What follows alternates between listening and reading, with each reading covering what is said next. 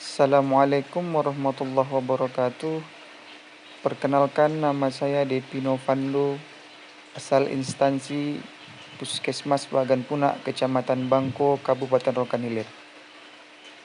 Pada kesempatan kali ini, saya akan mencoba mewawancarai salah satu tokoh agama, Al-Ustadz di Masjid Al-Ikhlas Bagan Syapi-Api, mengenai wawasan kebangsaan dan isu-isu kontemporer. Cekidot. Assalamualaikum warahmatullahi wabarakatuh. Waalaikumsalam warahmatullahi wabarakatuh. Perkenalkan, nama saya Depi Novando, asal instansi Puskesmas Bagan Punak. Di sini saya akan mewawancarai Bapak Ustadz mengenai tentang wawasan kebangsaan. Baiklah, untuk yang pertama, pertanyaan yang pertama yaitu, bagaimana menurut Ustadz mengenai sila pertama dari Pancasila, yaitu ketuhanan yang Maha Esa? Terima kasih. Insyaallah akan saya jawab tentang Pancasila. Sila pertama yaitu ketuhanan yang Maha Esa.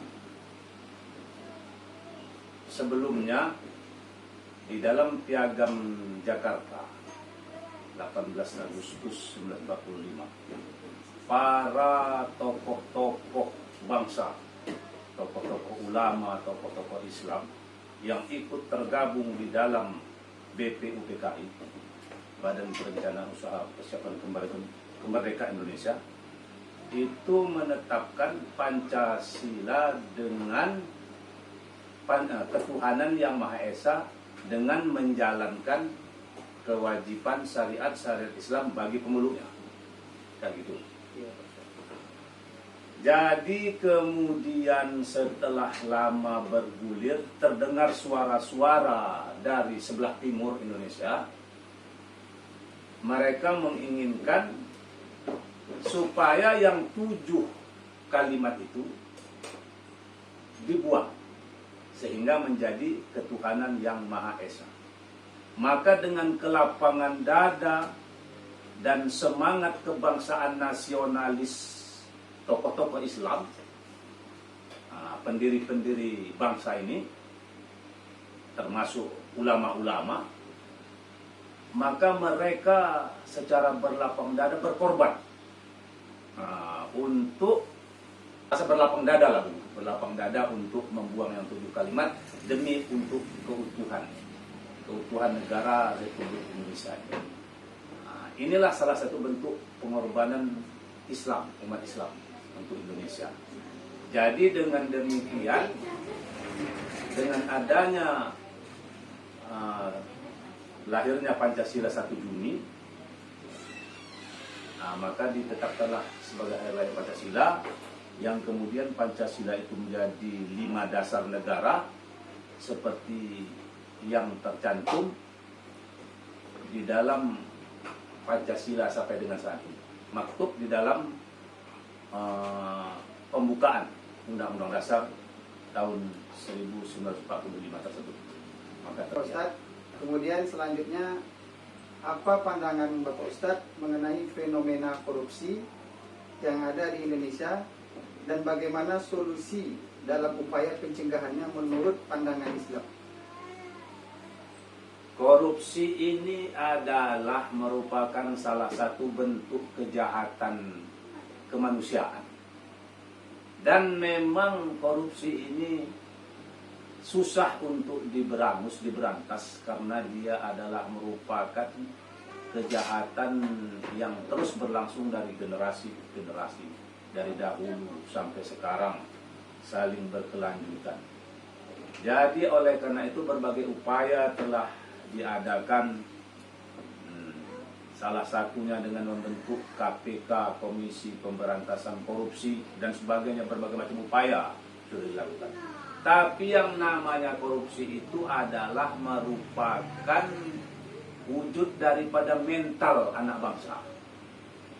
Jadi kalau mental itu masih mental korup, mental ingin meraup kekayaan, ingin menikmati dunia ini dengan menghalalkan segala cara, maka sampai kapanpun, ya, korupsi tetap ada.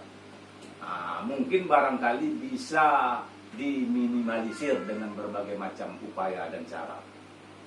Jadi apabila kita kaitkan dengan ajaran Islam, ya memang Islam itu mengharamkan salah satu dosa besar, al-kabair, di dalam syariat Islam itu termasuk korupsi. Korupsi itu adalah dosa besar. Nah, yang balasannya adalah dalam neraka.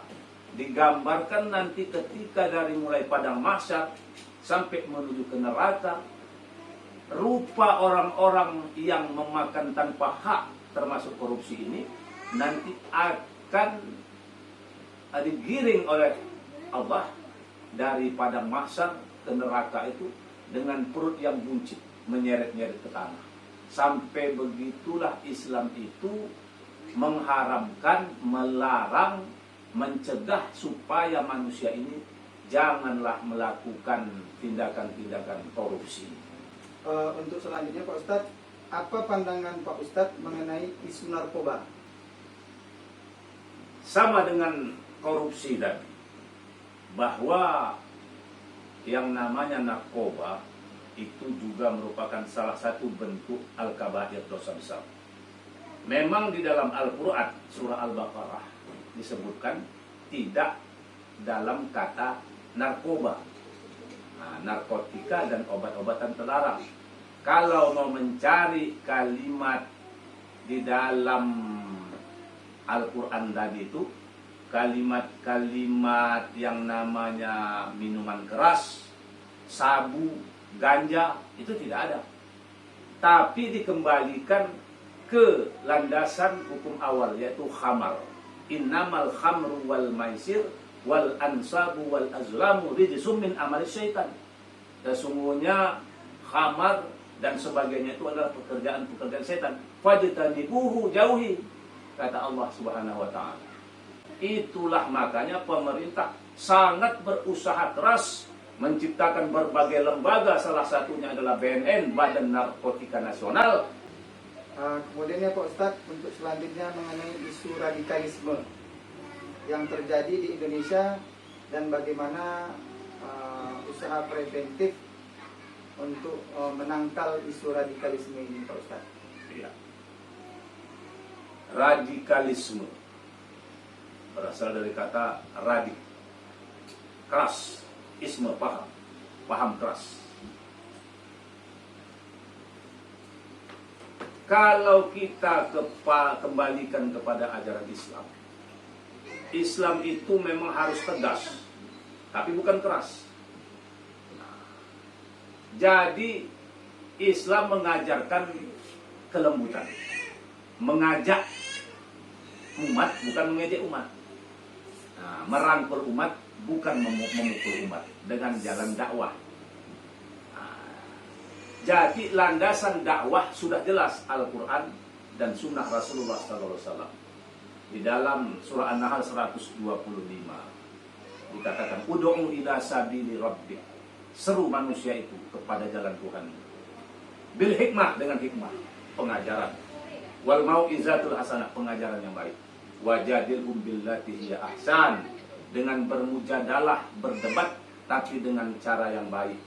Bukan dengan melakukan tindakan-tindakan teror, kekerasan, bakar-bakaran, ngebuman, bukan. Tapi dengan cara lemah lembut, hikmah, penuh dengan kebijaksanaan. Maka Islam tidak setuju dengan kekerasan. Islam tidak setuju dengan anarkis. Jadi oleh karena itu memang radikalisme itu tidak dibenarkan, apalagi diajarkan di dalam Islam.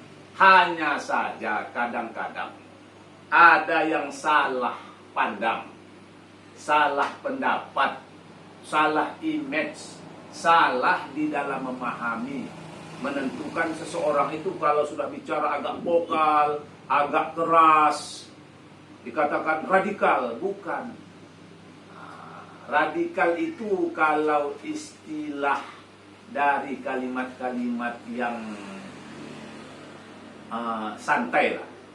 Radikal itu penceramah cerdik dan berakal. Cerdik, berakal. Cerdik artinya apa? Cerdik adalah untuk menyampaikan sesuatu itu bagaimana supaya orang tidak tersinggung, tapi tersampaikan apa yang disampaikan. Kemudian berakal, landasan akalnya adalah sesuai dengan logika dan landasannya sesuai dengan apa yang disampaikan Allah di dalam Al-Quran, dalam hukum nakal. Kemudian apa yang disampaikan oleh Rasulullah Sallallahu Alaihi Wasallam. Jadi oleh karena itu kadang-kadang kita harus tahu memilah dan memilih, memfilter, menyaring mana yang radikal, mana yang bukan radikal. Kalau orang menyampaikan ajaran Islam dengan yang sebenarnya, sesuai landasannya, dalilnya lengkap, sesuai dengan apa yang diperintahkan Allah, itu bukan radikal. Mereka hanya menyampaikan apa yang memang mesti disampaikan. Sedangkan radikal itu adalah ada niat-niat terselubung untuk menghancurkan umat, menghantam dari dalam. Itu kalau menurut pandangan saya yang dimaksud dengan radikalisme. Terima kasih. Terima kasih kami ucapkan kepada Ustadz. Terakhir closing statement Pak untuk kelompok kami Katsar CPNS 2019 tahun anggaran 2020 dari kelompok 2. Assalamualaikum warahmatullahi wabarakatuh. Alhamdulillah wa syukurillah. Bersyukur kepada Allah Subhanahu wa taala. Kami sampaikan atas kunjungan wawancara dari Latsar ataupun latihan dasar CPNS tahun 2019 anggaran tahun 2022 dari kelompok 2 yang sudah melakukan wawancara dengan kami, saya Ustadz Dr. Anas Julian Al-Madani. Mudah-mudahan apa yang disampaikan di dalam wawancara ini bermanfaat dan dapat diterima sesuai dengan apa yang sebenarnya, sesuai pula dengan apa yang dimintakan oleh tim daripada yang melaksanakan kegiatan ini. Semoga ini menjadi bahan bagi adik-adik kita atau anak-anak kita dari kelompok 2, dan semoga berjaya di dalam menjalani tes ini, dan semoga Allah memberikan keberkahan dan semoga lulus di dalam CPNS 2019 agar kiranya ilmu yang didapat dapat dimanfaatkan dan digunakan untuk kemaslahatan umat di dalam bidang apapun Anda bekerja. Semuanya adalah untuk berfastabiqul khairat, berlomba-lomba dalam kebaikan yang tujuannya adalah untuk kemaslahatan dunia dan akhirat. Terima kasih. Wabillahi taufiq wal hidayah. Wassalamualaikum warahmatullahi wabarakatuh. Waalaikumsalam warahmatullahi wabarakatuh.